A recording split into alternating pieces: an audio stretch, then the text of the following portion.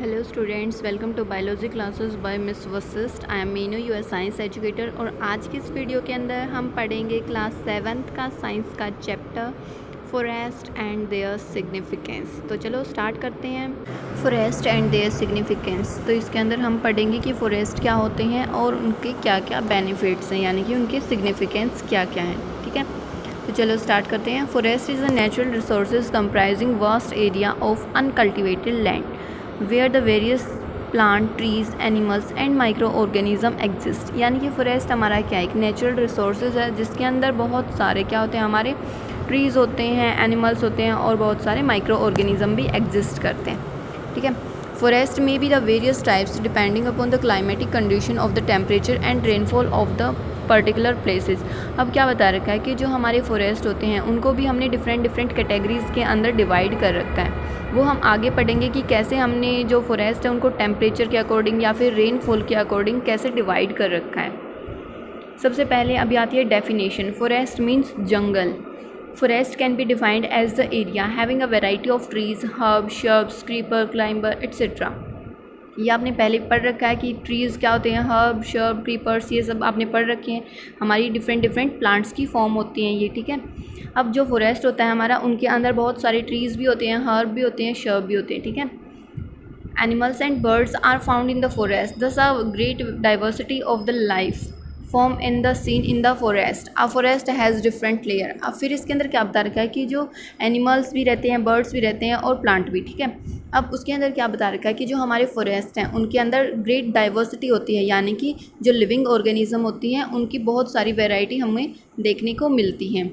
अब जो फॉरेस्ट है उसकी डिफरेंट लेयर्स, यानी कि आप ये मान लो एक तरीके से हमने फॉरेस्ट के पार्ट्स डिवाइड कर रखे हैं। अब हम उन पार्ट्स को पढ़ेंगे। 4 layer of forest. First one is canopy, the roof. The leaves of the same tall trees in the forest form a roof that doesn't allow any sunlight to fall on the ground. And this roof type covering of the trees is called canopy. अभी आपने forest में देख रखा होगा ना कि जो लंबे लंबे ट्री होते हैं जिनकी सेम हाइट होती है ऑलमोस्ट, तो उनकी क्या होती हैं, जो ब्रांचेज हो जाती हैं आपस में एक दूसरे के साथ अटैच सी हो जाती हैं, और जो ऊपर से जो हमारे लीफ होते हैं वो क्या है, एक दूसरे के साथ जुड़ जाते हैं और जो सनलाइट होती है उसको भी नहीं आने देते। ठीक है, उसको भी अलो नहीं करने देते।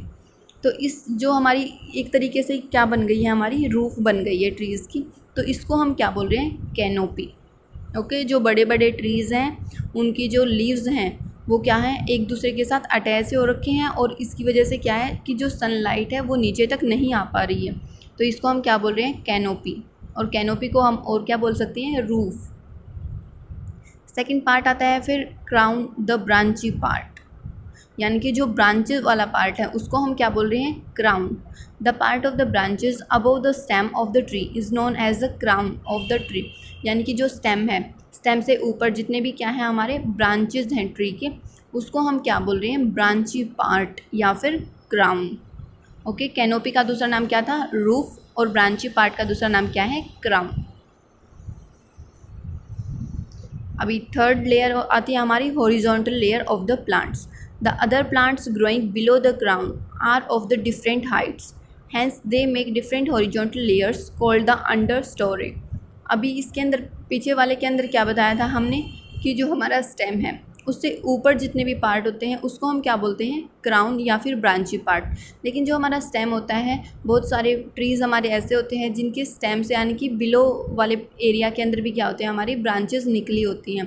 तो वो क्या है, डिफरेंट हाइट पर अलग अलग ब्रांचेस निकली होती हैं।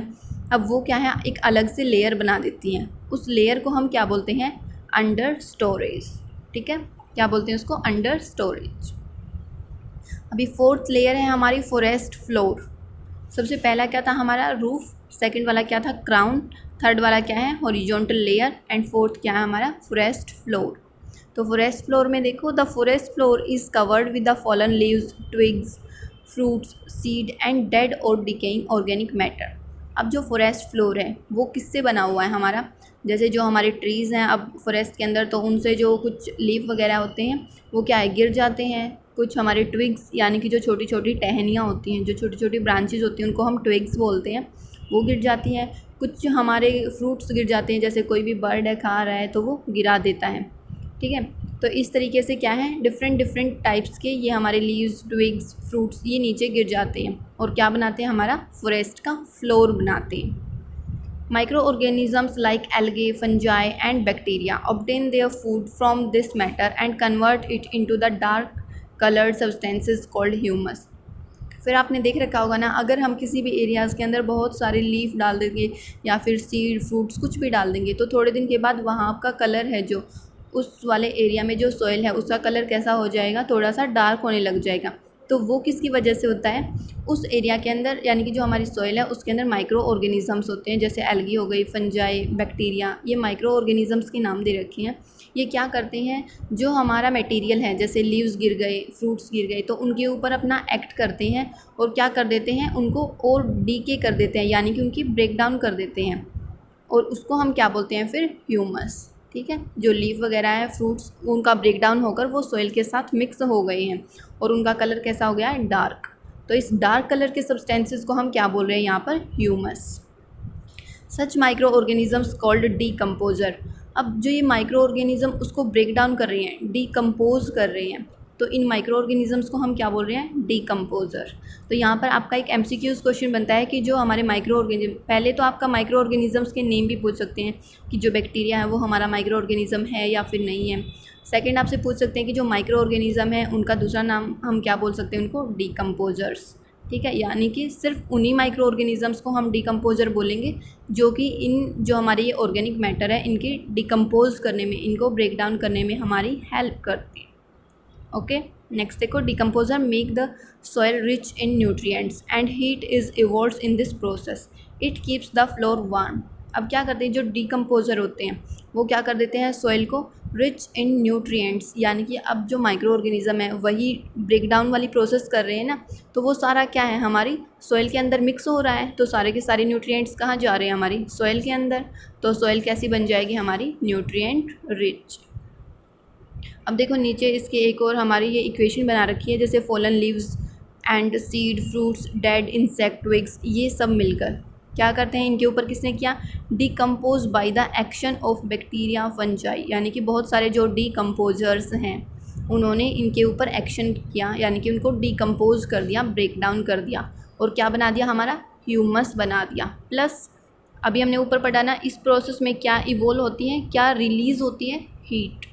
ओके, तो ये क्या हो गया, हमारे source of minerals, nutrients to plant, यानी कि ह्यूमस क्या हो गए, हमारे न्यूट्रिएंट की, हमारा एक तरीके से उसका सोर्स हो गया। ठीक है, ये हो गए हमारे 4 लेयर ऑफ द फॉरेस्ट। अभी नीचे ये आपकी एक्टिविटी दे रखी है, to test the heat is evolve during the decomposition of organic matter, यानी कि अभी जो हमने ये ऊपर इक्वेशन पढ़ी है इसमें हमने पढ़ा ना कि जो हीट है वो रिलीज़ हो रही है, लेकिन हमें इसका टेस्ट करना है कि हीट रिलीज़ हो भी रही है या फिर नहीं हो रही है। तो इसको हम एक एक्टिविटी के थ्रू पढ़ेंगे। तो देखते हैं फर्स्ट एक्टिविटी के अंदर क्या दे रखा है। अपने एम में डायरेक्ट जो हमें टेस्ट करना होता है हम वो लिखते हैं। तो हम अब यहाँ पर क्या करें कि जो हमारी हीट इवॉल्व हो रही है या फिर नहीं हो रही है, तो एम में क्या लिख देंगे, to test that heat is evolve during the decomposition of organic matter. Second, अब मटेरियल रिक्वायर्ड, यानी कि हमें क्या क्या चाहिए इस टेस्ट को करने के लिए। तो क्या क्या रिक्वायर्ड है भाई हमारे लिए, सम वेजिटेबल वेस्ट, यानी कि जो कुछ वेजिटेबल हमारी वेस्टेज वाली है उनको लेंगे हम। अब प्रोसीजर, यानी कि हमें करना क्या क्या है। डिग अ पिट इन द ग्राउंड, ग्राउंड में हमने क्या किया, एक गड्ढा है जो डिग कर लिया है। नेक्स्ट, या फिर fill it with the vegetable waste and cover it with the soil, फिर हमने क्या किया, उसके अंदर सारी की सारी जो वेजिटेबल वाली जो वेस्ट थी हमने उसके अंदर डाल दिए। And cover it with the soil, observe the upper layer of the soil after 3 to 4 days, फिर हमने क्या किया है, जो सॉइल है उसके ऊपर से डाल दी वापस, यानी कि हमने अपना गड्ढा वापस से बंद कर दिया है। और अब हमने 3-4 दिन के बाद देखिए, तो ऑब्जर्वेशन में देखो हमने क्या चेक किया, क्या ऑब्जर्व किया है। The upper layer of the soil feel warm, तो जो ऊपर वाली हमारी जो लेयर होगी सॉइल की वो कैसी होगी, थोड़ी सी गर्म होगी। कंक्लूज़न क्या निकला, जो हमने टेस्ट किया था वो हमारा सक्सेसफुल हो गया। तो कंक्लूज़न में हम क्या लिखेंगे, heat is evolve during the decomposition of organic matter, यानी कि जब हमने ऑर्गेनिक मैटर का डिकम्पोजिशन किया है तो हीट है वो इवॉल्व हो रही है, हीट है जो रिलीज़ हो रही है। ये एक्टिविटीज़ आप घर पर भी करके देख सकते हो, ओके, और अपने रिज़ल्ट है जो शेयर कर सकते हैं। ओके, अभी नेक्स्ट आता है आपका biotic component of forest. Biotic का मीनिंग होता है कि जो लिविंग ऑर्गेनिजम्स हैं, ठीक है, कुछ भी हमारे लिविंग है वो क्या क्या है हमारे फॉरेस्ट के अंदर। ओके, तो सबसे पहले हमारा क्या आ गया बायोटिक कंपोनेंट के अंदर। The biotic component of the forest include plants and animals. The living organism can be classified as, यानी कि जो हमारा फॉरेस्ट है उसके अंदर हमारे क्या हैं, प्लांट्स भी हैं, एनिमल्स भी हैं और कुछ माइक्रो ऑर्गेनिजम्स भी हैं ना, तो उनको हम किस में इंक्लूड करते हैं, बायोटिक कंपोनेंट के अंदर। अब हमने जो ये बायोटिक कंपोनेंट है, जो लिविंग ऑर्गेनिज्म है, उनको हमने क्लासीफाई कर रखा है कि भाई इनको हम इन नाम से कॉल करेंगे, ठीक है। तो फर्स्ट हमारा क्या है, प्रोड्यूसर्स और ऑटोट्रोफ्स। अब ऑटोट्रोफ्स तो आपने बहुत बार पढ़ रखा होगा। ऑटोट्रोफ्स क्या होते हैं हमारे, हम मेनली प्लांट के लिए यूज़ करते हैं। तो क्या करते हैं, जो प्लांट्स होते हैं वो अपना फूड खुद बनाते हैं। कौन सी प्रोसेस से बनाते हैं, फोटोसिंथेसिस से, और इनको हम क्या बोलते हैं, ऑटोट्रोफ्स। इन ऑटोट्रोफ्स का ही दूसरा नाम क्या है, प्रोड्यूसर्स। ओके, देखो इसके अंदर लिख रखा है plants make their own food by the process of photosynthesis and so are called producers और ऑटोट्रोफ्स। प्रोड्यूसर क्यों बोल रहे हैं, यानी कि प्रोड्यूस करते हैं ये, ठीक है, ये क्या कर रहे हैं, प्रोड्यूस करते हैं खुद, इसलिए हम इनको क्या बोलते हैं, प्रोड्यूसर। सेकेंड वन है consumer. All the animals depend on the plants or the other animals for their food as they are not able to make their own food, so they are called consumers। यानी कि अब जो food बनाया plants ने वो क्या करते हैं, वो कोई ना कोई कंज्यूम भी करेगा ना, यानी कि लेगा भी, तो कौन लेंगे, जो कि खुद नहीं बना सकते हैं, ठीक है। तो बहुत सारे हमारे प्लांट्स और एनिमल्स कैसे हैं जो कि फूड नहीं बना सकते हैं अपना, और वो क्या करते हैं, दूसरों के ऊपर डिपेंड रहते हैं। यानी कि जैसे हमने हेटेरोट्रोप्स पढ़ा था ना, तो वो हमारे क्या हैं, कंज्यूमर्स हैं। ओके, क्या बोलते हैं उनको, consumer. And those who eat only the plants are called primary consumers. अब जो सिर्फ प्लांट खाते हैं, जो सिर्फ प्लांट को कंज्यूम करते हैं, उनको हम क्या बोल रहे हैं, प्राइमरी कंज्यूमर। यानी कि हर्बीवोर्स को क्या बोलते हैं हम, primary consumers. For example deer and those who eat other animals as their food. यानी कि जो कोई और एनिमल्स को खाते हैं उनको हम क्या बोलते हैं, सेकेंडरी कंज्यूमर्स। क्या बोलते हैं उनको, सेकेंडरी कंज्यूमर्स। जैसे कि एग्जांपल हो जाएगा लॉयन, टाइगर्स, यानी कि जो कार्निवोर्स हैं उनको हम क्या बोल रहे हैं, सेकेंडरी कंज्यूमर, और जो हार्बीवोर्स हैं उनको क्या बोल रहे हैं, प्राइमरी कंज्यूमर्स। ओके, अब थर्ड है हमारा decomposers. Some organisms feed on the dead and decaying plants and animals. यानी कि क्या करते हैं, बहुत सारे जो कुछ ऑर्गेनिजम्स होते हैं वो किसके ऊपर फीड करते हैं, डेड और डिकेइंग प्लांट्स एनिमल्स पर, ठीक है।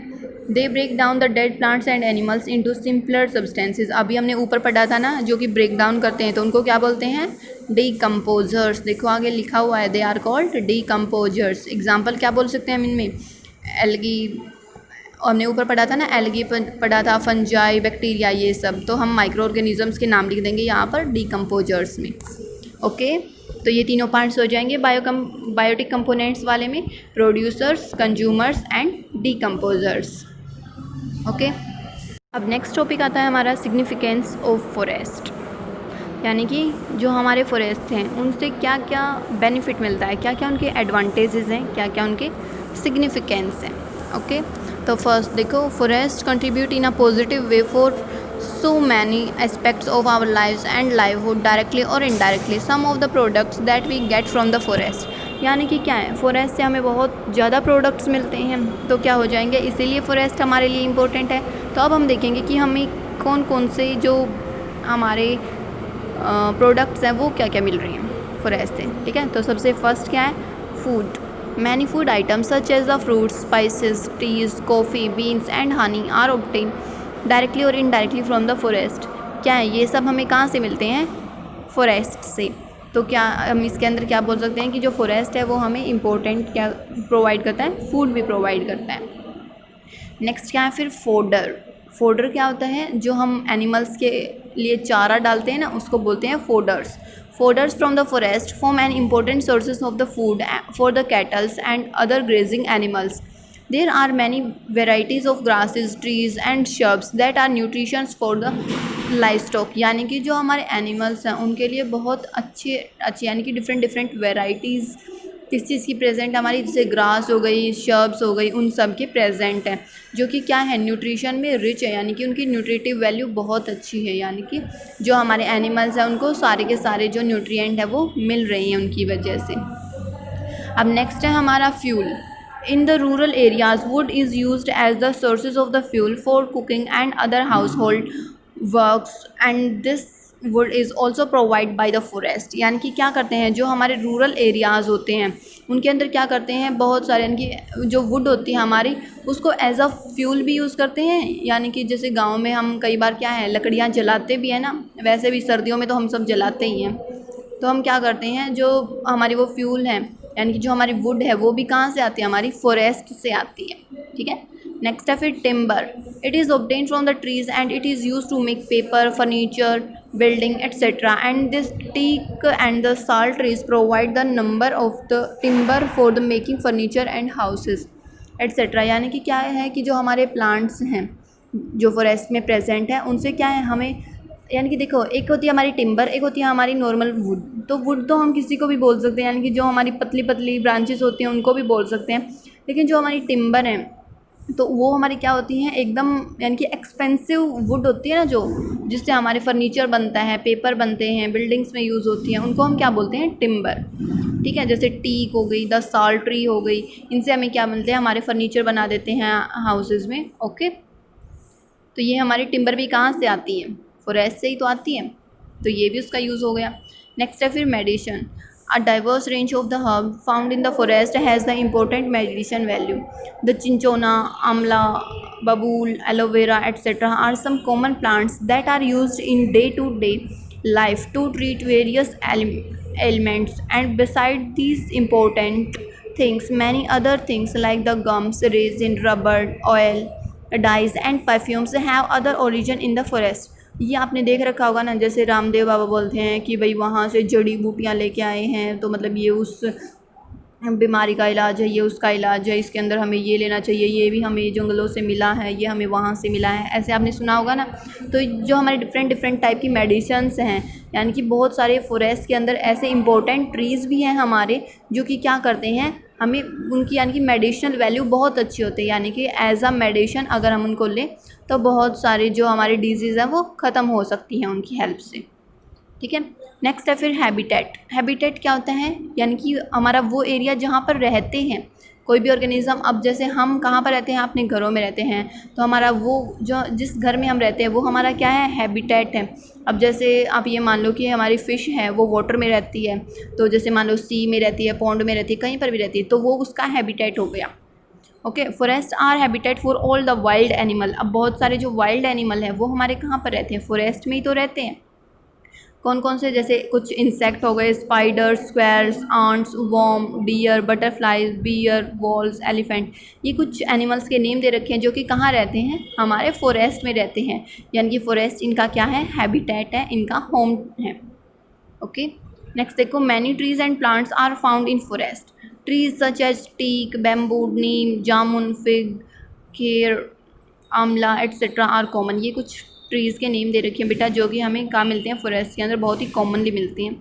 अब big variety of the climbers and creepers are also found. अब हमने ट्रीज़ की कुछ मतलब यानी कि हमने जैसे प्लांट वर्ल्ड के अंदर पढ़ा था ना कि ट्रीज़ होते हैं, कुछ हमारे शर्ब होते हैं, कुछ हमारे हर्ब्स होते हैं, क्लाइंबर, क्रीपर्स, तो ये सब भी क्या मिलते हैं हमारे, बहुत सारी वेराइटी हमें फॉरेस्ट में इनको मिल सकती है। Many plants grow on the soil ground and we can find some plants growing on the tree trunk and branches. Many small animals and insects are seen living in trees, tree holes, back cervix, etc. Many tribes यानी कि human beings, tribes क्या होते हैं बेटा, यानी कि बहुत सारे human beings, यानी कि जिनको हम एक तरीके से आदिवासी बोलते हैं ना, वो also live in forest even today. वैसे तो बहुत ही कम रहते हैं, लेकिन फिर भी बहुत सारे जो ह्यूमन बींग्स हैं उनका ग्रुप है जो वहाँ पर फॉरेस्ट के अंदर रहता है और फॉरेस्ट से ही अपनी जो नीडेड होती हैं उनको फुलफ़िल कर रहा है। ओके। तो ये हो गए हमारे कुछ फॉरेस्ट के यूजेस। तो आप यहाँ तक पढ़ के देखोगे। अगर आप If you like this video, please hit the like button and comment your opinions if you have any problems, and share with your friends so that they also can benefits with this video, and subscribe my channel Biology Classes by Miss Vasist.